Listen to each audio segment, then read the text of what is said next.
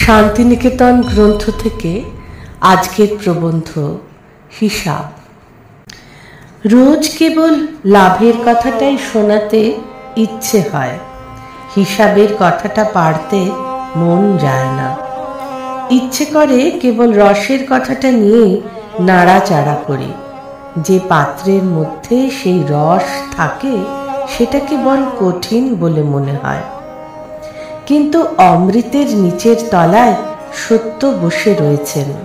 তাকে একেবারে বাদ দিয়ে সেই আনন্দলোকে যাবার জো নেই। সত্য হচ্ছেন নিয়ম স্বরূপ, তাকে মানতে হলে তার সমস্ত বাঁধন মানতেই হয়।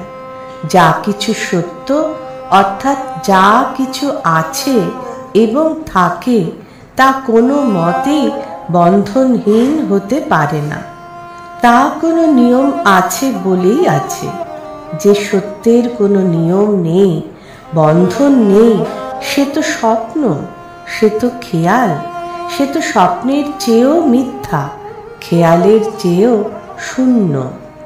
যিনি পূর্ণ সত্য স্বরূপ, তিনি অন্যের নিয়মে বদ্ধ হন না। তার নিজের নিয়ম নিজেরই মধ্যে। তা যদি না থাকে, তিনি আপনাকে যদি আপনি বেঁধে না থাকেন, তবে তার থেকে কিছুই হতে পারে না, কিছুই রক্ষা পেতে পারে না। তবে উন্মত্ততার তাণ্ডব নৃত্যে কোনো কিছুই ঠিকানা থাকত না।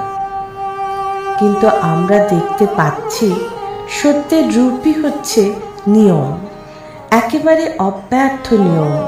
তার কোনো প্রান্তেও লেশ মাত্র বার্তায় নেই। এই জন্যেই এই সত্যের বন্ধনে সমস্ত বিশ্ব ব্রহ্মাণ্ড বিধৃত হয়ে আছে।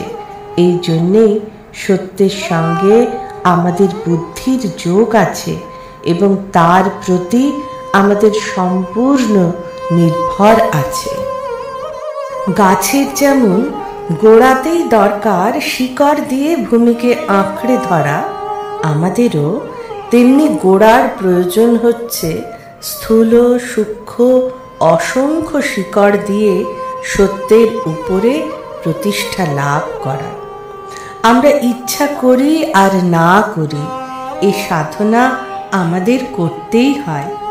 শিশু বলে, আমি পা ফেলে চলব, কিন্তু যতক্ষণ পর্যন্ত বহু সাধনায় সে চলার নিয়মটিকে পালন করে ভারাকর্ষণের সঙ্গে আপোষ করতে না পারে, ততক্ষণ তার আর উপায় নেই। শুধু বললেই হবে না আমি চলব। এই চলবার নিয়মকে শিশু যখনই গ্রহণ করে, এই নিয়ম আর তখন তাকে পীড়া দেয় না। শুধু যে পীড়া দেয় না তা নয়, তাকে আনন্দ দেয়। সত্য নিয়মের বন্ধনকে স্বীকার করবা মাত্রই শিশু নিজের গতিশক্তিকে লাভ করে আহ্লাদিত হয়।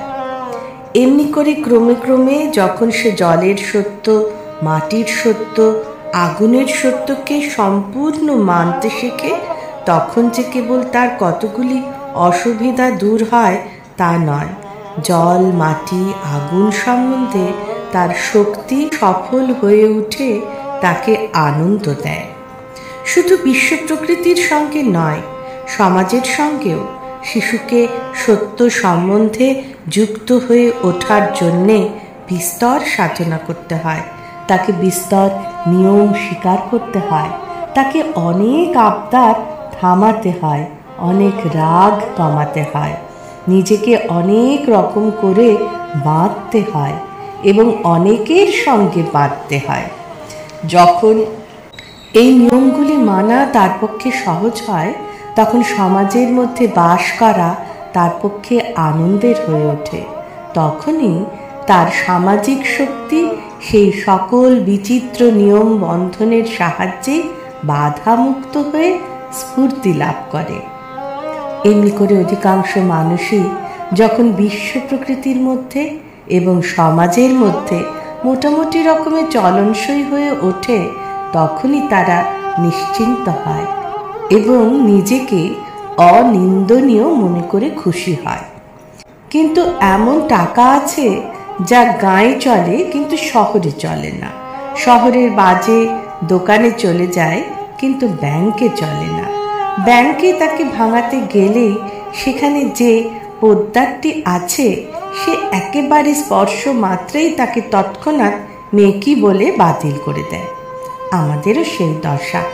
আমরা ঘরের মধ্যে, গাঁয়ের মধ্যে, সমাজের মধ্যে নিজেকে চলনসই করে রেখেছি, কিন্তু বড় ব্যাংকে যখন দাঁড়াই তখনই পোদ্দারের কাছে এক মুহূর্তে আমাদের সমস্ত খাত ধরা পড়ে যায়। সেখানে যদি চলতি হতে চাই তবে সত্য হতে হবে, আরও সত্য হতে হবে, আরও অনেক বাঁধনে নিজেকে বাঁধতে হবে, আরও অনেক দায় মানতে হবে। সেই অমৃতের বাজারে এতটুকু মেকিও চলে না।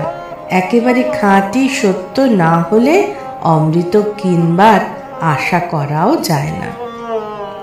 তাই বলছিলাম, কেবল অমৃত রসের কথা তো বললেই হবে না, তার হিসেবটাও দেখতে হবে।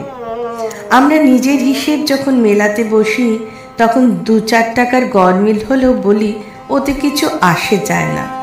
এমনি করে রোজই গরমিলের অংশ কেবলই জমে উঠছে।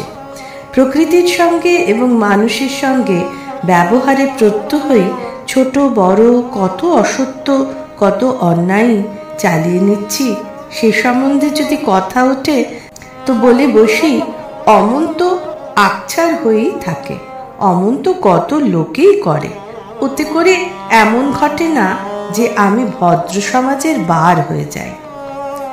ঘোর হিসাবের খাতায় এই রকম শৈথিল্য ঘটে, কিন্তু যারা জাতিতে সাধু, যারা মহাজন, যারা লাখ টাকার কারবারে 1 পয়সার হিসাবটি না মিললে সমস্ত রাত্রি ঘুমাতে পারে না, যারা মস্ত লাভের দিকে তাকিয়ে আছে, তারা ছোট্ট গরমিলকেও ডরায়।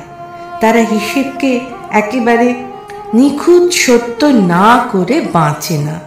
তাই বলছিল, সেই যে পরম রস, প্রেমরস, তার মহাজন যদি হতে চাই তবে হিসেবের খাতাকে নিরস বলে একটু ফাঁকি দিলেও চলবে না। যিনি অমৃতের ভাণ্ডারী তার কাছে বেহিসাবি আবদার একেবারেই খাটবে না। তিনি যে মস্ত হিসেবী। এই প্রকাণ্ড জগৎ ব্যাপারে কোথাও হিসেবের গোল হয় না। তার কাছে কোন লজ্জায় গিয়ে বলবো আমি আর কিছু জানি নে, আর কিছু মানি নে, আমাকে কেবল প্রেম দাও, আমাকে প্রেমে মাতাল করে তোলো। মৈত্রেয়ী যেদিন অমৃতের জন্য কেঁদে উঠেছিলেন তিনি সর্বপ্রথমেই বলেছিলেন, আসতো মা সদ্গময়া। আমার জীবনকে, আমার চিত্তকে সমস্ত উচ্ছৃঙ্খলতা, অসত্য থেকে সত্যে বেঁধে ফেলো। অমৃতের কথা তারপরে। আমাদেরও প্রতিদিন সেই প্রার্থনাই করতে হবে, বলতে হবে আসতো মা সদ্গময়া।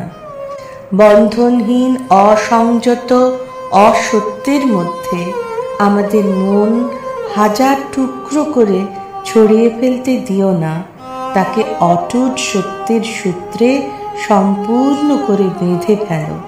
তারপরে সে হার তোমার গলায় যদি পরাতে চাই তবে আমাকে লজ্জা পেতে হবে না।